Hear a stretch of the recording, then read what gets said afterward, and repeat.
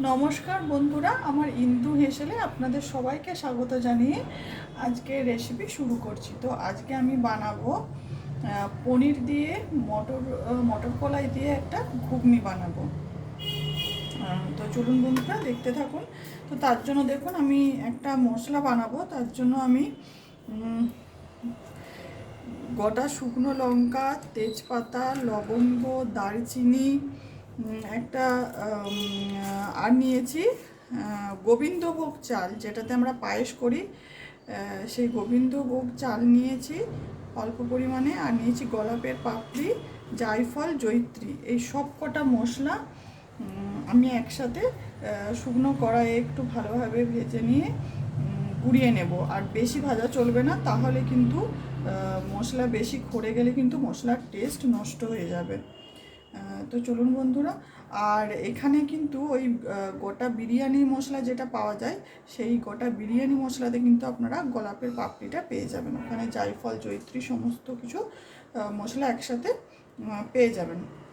তার সাথে গোটা জিরে, গোটা ধনে, তেজপাতা, শুকনো লঙ্কা আর গোবিন্দভোগ চাল এটা নিয়ে নিতে হবে। তো চলুন বন্ধুরা মশলাটা বানিয়ে নেওয়া যাক। দেখুন বন্ধুরা, মশলাটা শুকনো কড়াইয়ে প্রথমে ভেজে নেব, হালকা ভেজে নেব। মশলা ভাজার সময় একটা হালকা যেই গন্ধ উঠবে, তখনই আমি গ্যাসটা অফ করে দেবো। আর এই গোলাপের পাপড়িটা আমি নিয়েছি, আপনারা যখন বানাবেন গোলাপের পাপড়ি নাও দিতে পারেন, কোনো অসুবিধা নেই। গোবিন্দভোগ চালটা নেওয়ার কারণ, এই মশলাটার মধ্যে গোবিন্দভোগ চাল দিলে কিন্তু মশলাটা একটা অন্যরকমই টেস্ট হয়।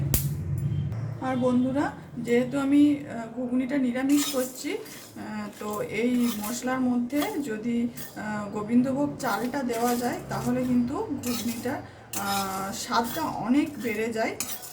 আর আমি পনির দিয়ে ঘুগনিটা বানাচ্ছি, আপনারা পনির ছাড়াও কিন্তু ঘুগনিটা বানাতে পারেন। তো আমার মশলাটা ভাজা হয়ে গেছে, এখন আমি একটা জায়গায় তুলে নেব। এখন এই গরম আমি এখন গ্যাসটা অফ করে দেব। আর এই গরম কড়াইয়ের মধ্যে কাসৌরি মেথিটা আমি একটু হালকা ভেজে নেব। গ্যাস কিন্তু আমি অফ করে দিয়েছি। দেখুন বন্ধুরা, আমি মশলা শিলে বেটে নিয়েছি। তো এটা আমি ঢাকা দিয়ে রেখে দেবো, নয়তো মশলার গন্ধটা উড়ে যাবে। এবারে আমি কড়াইতে সাদা তেল দিয়ে দিয়েছি। তেলটা আমার কিন্তু গরম হয়ে গেছে। এখন আমি পনির নুন আর হলুদ দিয়ে ভালোভাবে মাখিয়ে নিয়েছি। এখন পনিরটা আমি তেলে ভেজে নেব। কড়াইয়ের গায়েতে ভালোভাবে এইভাবে আমি তেলটা মাখিয়ে নেব, তাহলে কিন্তু পনিরগুলো কড়াইয়ে চিটিয়ে যাবে না। এখন আমি পনিরগুলো ছেড়ে দেব।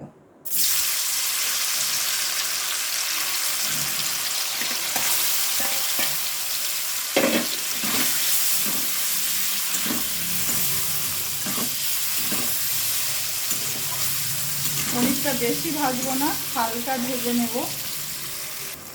দেখুন বন্ধুরা, পনিরগুলো আমার ভাজা হয়ে গেছে। এখন আমি আঁচটা কমিয়ে পনিরগুলো আমি একটা জায়গায় তুলে রেখে দেব।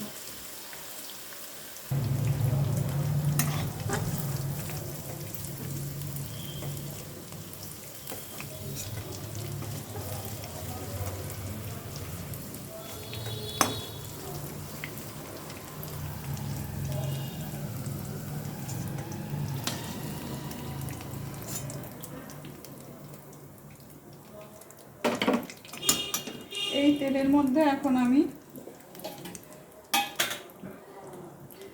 এই আলুগুলোকে দিয়ে দেব ছোট ছোট করে। আলুগুলো আমি একদম ঘুগনিতে যেরকম আলু দেওয়া হয়, সেরকম ছোট ছোট ঘুগনির সাইজের আলু কেটে নিয়েছিলাম আমি। কেটে ভালোভাবে ধুয়ে জল ঝরিয়ে রেখেছিলাম। এই আলুগুলো এখন দিয়ে দেবো এই তেলের মধ্যে।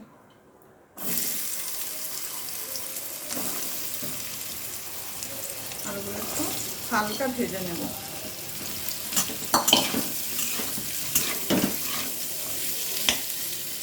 আঁচটা কমিয়ে আমি এখন এটা ঢাকা দিয়ে দেব।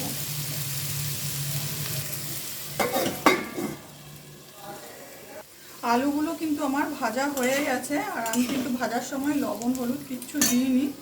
এবারে আমি আলুগুলোকে একটা জায়গায় তুলে নেব। আর আমি আলুগুলোকে ভেজে নিচ্ছি, আপনারা কিন্তু আলু না ভেজে মশলা কষিয়ে আলু দিয়েও একবারে এই ঘুগনিটা করতে পারেন। আলু ভাজাগুলো আমি তুলে নিয়েছি, আলু ভেজে তুলে নিয়েছি। এবারে আমি এই তেলের মধ্যে আমি আর অল্প পরিমাণে তেল দেব।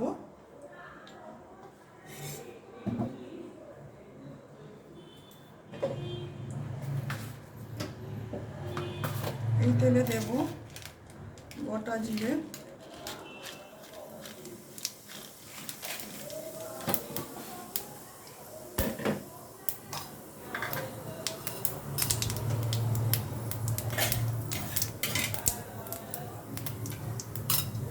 এবার দেব আদা বাটা। দেখুন বন্ধুরা, আদা বাটাটা দিয়ে অল্প পরিমাণে জল দিয়েছি। আর আদা বাটাটা দেওয়ার সময় কিন্তু আঁচটা কমিয়ে রাখতে হবে। 1 চামচের মতো চিনি দিয়ে দেব, আর অল্প পরিমাণে দেব চিনি।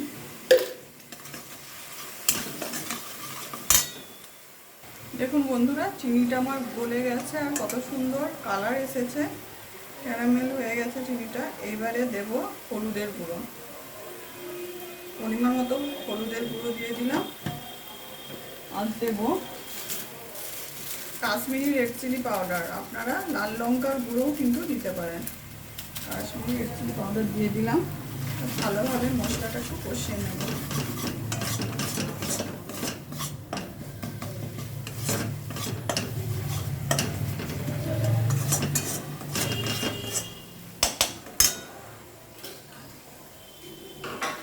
এখন আমি যেটা দেব, দেখুন এই মটর কলাই আর আলু আর একটা কাঁচা লঙ্কা আমি একসাথে প্রেসারে দুটোর মতো সিটি দিয়ে নিয়েছিলাম। তো এটা আমি ভালোভাবে আলুগুলো এই মটর কলাইয়ের সাথে ভালোভাবে একটু মিশিয়ে নেব, এইভাবে ভেঙে নেব একটু ডাবুই করে।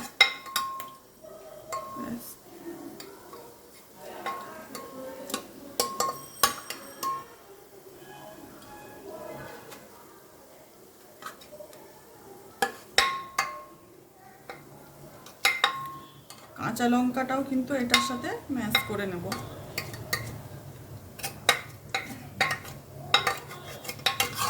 ভালোভাবে এভাবে মিশিয়ে নেব। এদিকে আমার মশলাটা কষানো হয়ে গেছে, এখন আমি এটা কড়াইয়ে দিয়ে দেব।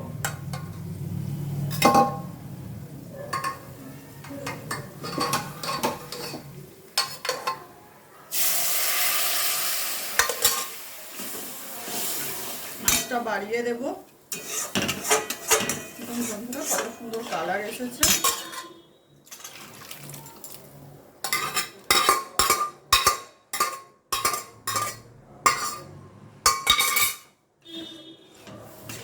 মটর কলাইগুলো আমি রাত্রে ভিজিয়ে রেখেছিলাম।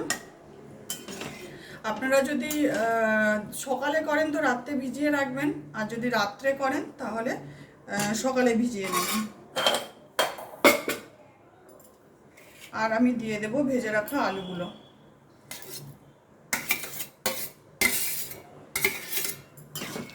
পুরো ভালোভাবে আমি মশলাটা দিয়ে ফুটিয়ে নেব।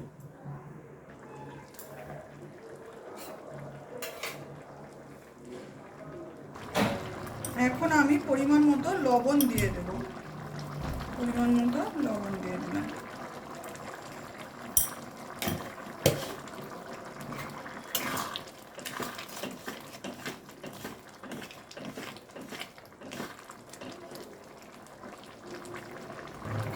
দেখুন বন্ধুরা, আমি যে স্পেশাল মশলাটা বানিয়ে রেখেছিলাম, এই মশলাটার সাথে কিন্তু আমি এখন একটু চাট মশলা মিশিয়ে দেব।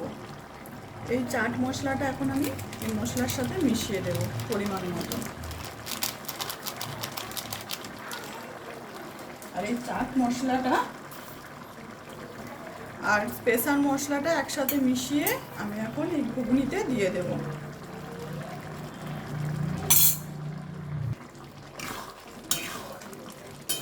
এই স্পেশাল মশলার সাথে যদি চাট মশলাটা মিশিয়ে ঘুগনিতে দেওয়া হয় না, ঘুগনিটা দারুণ খেতে হয়, দারুণ খেতে হয় ঘুগনি। তো আপনারাও এইভাবে একবার বানিয়ে দেখুন। তো এখন আমি পরিমাণ মতো গরম জল দিয়ে দেব। এখন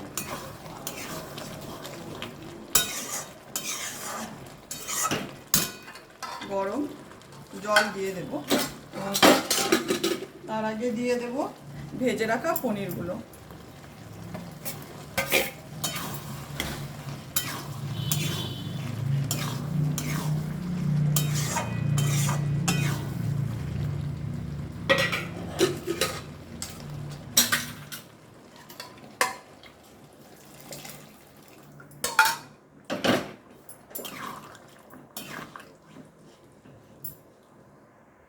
দেখুন বন্ধুরা, ঘুগনিটা আমার হয়ে গেছে। আর এখন আমি লাস্টে যেটা দেব সেটা হচ্ছে কাঁচা লঙ্কা কুচি। ঘুগনি হওয়ার পরেতে লাস্টে কাঁচা লঙ্কা কুচি দিলে কিন্তু ঘুগনিটা খেতে খুব টেস্টি হয়, খুব ভালো লাগে। আর কাঁচা লঙ্কা কুচি দিয়ে দিলাম। আর যেটা দেব, অল্প একটু এই স্পেশাল মশলাটা উপর থেকে ছড়িয়ে দেব। অল্প একটু স্পেশাল মশলাটা উপর থেকে ছড়িয়ে দিলাম। আর দেব কাসৌরি মেথি, যেটা আমি এই স্পেশাল মশলাটা যখন আমি শুকনো কড়াই ভেজে নিয়েছিলাম, তারপরে গ্যাসটা অফ করে ওই গরম কড়াইতে কাসৌরি মেথিটা আমি একটু হালকা নেড়ে নিয়েছিলাম, ভেজে নিয়েছিলাম। তো সেটাই আমি একটু হাতে করে ক্র্যাশ করে নিয়েছিলাম। তো এটা এখন আমি লাস্টে দিয়ে দেব। লাস্টে এই কাসৌরি মেথি দিলে কিন্তু এই ঘুগনিটা দারুণ হয়। তো এই ঘুগনিটা কিন্তু ভীষণ টেস্টি হয় বন্ধুরা। এবার আমি গ্যাসটা অফ করে দেব। আর পনিরটা দিয়ে কিন্তু 1 মিনিটই কড়াইয়ে পনিরটা দিয়ে 1 মিনিটই রান্না করে নিতে হবে। পনির দিয়ে কিন্তু বেশি ফোটানো চলবে না। পনির কিন্তু খুব তাড়াতাড়ি রান্না হয়ে যায়। তো দেখুন বন্ধুরা, আমার ঘুগনি কমপ্লিট হয়ে গেছে। তো আপনারাও এইভাবে বাড়িতে ঘুগনি বানিয়ে খেয়ে দেখুন, আর কেমন হয়েছে অবশ্যই আমাকে কমেন্টে জানাবেন বন্ধুরা। তো আমার ভিডিওটি এতক্ষণ ধরে দেখার জন্য আপনাদের অনেক অনেক ধন্যবাদ। সকলে সুস্থ থাকবেন, ভালো থাকবেন।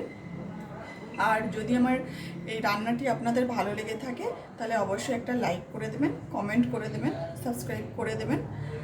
আর দেখা হচ্ছে পরের কোনো একটা রেসিপিতে। সকলে সুস্থ থাকবেন। টাটা বন্ধুরা।